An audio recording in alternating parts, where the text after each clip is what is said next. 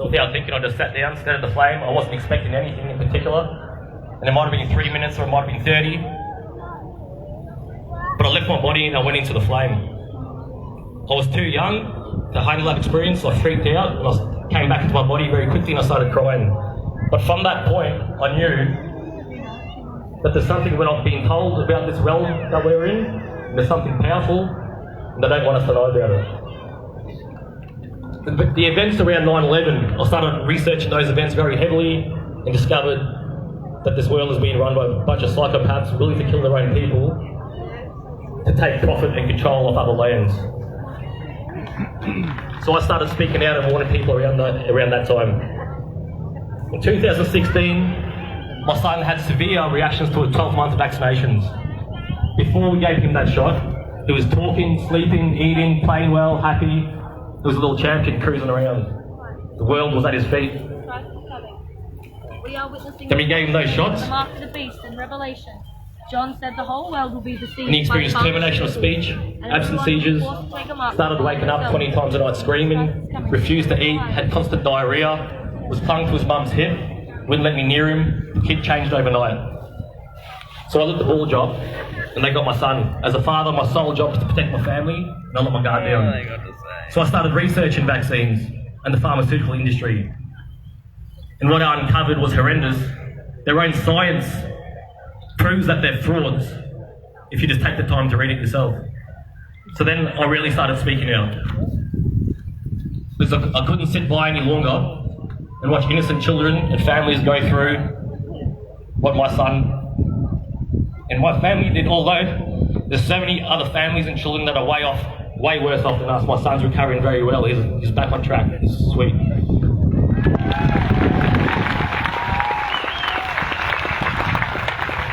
But it's happening every day and it needs to stop.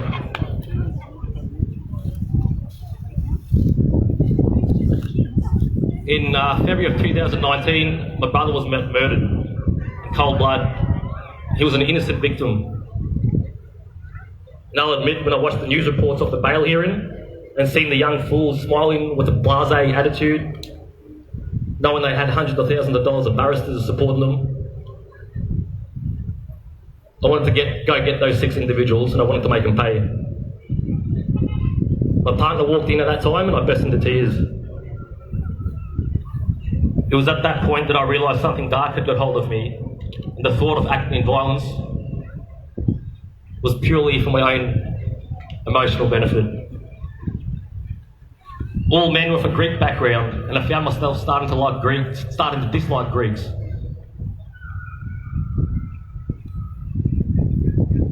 That gave me much inner conflict, the prejudice that I've never felt before in that sort of way.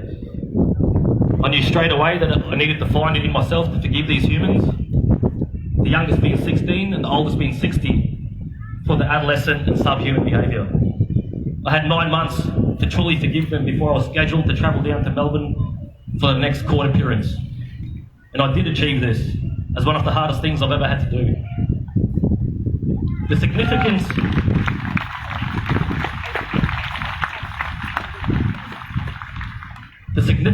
and importance in telling you all this story is because the fact is that humans make mistakes. They didn't bust into that house to murder my brother.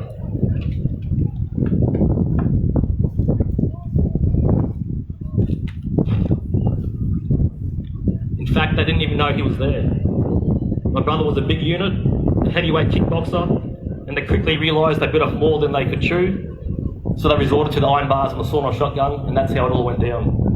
So like I was saying, people make mistakes, and we need to learn to be able to forgive each other, because people make mistakes, and that is part of life, and how we learn, and how we develop as people. And if we can't develop individually, then we can't develop as a unit.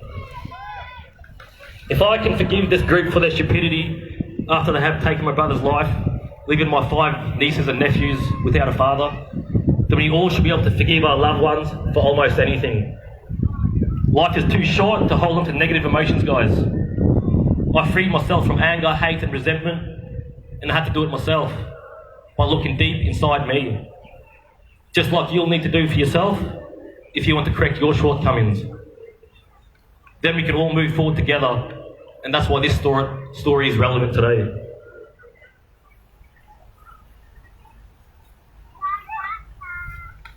It also just so happens that the 5th of the 6th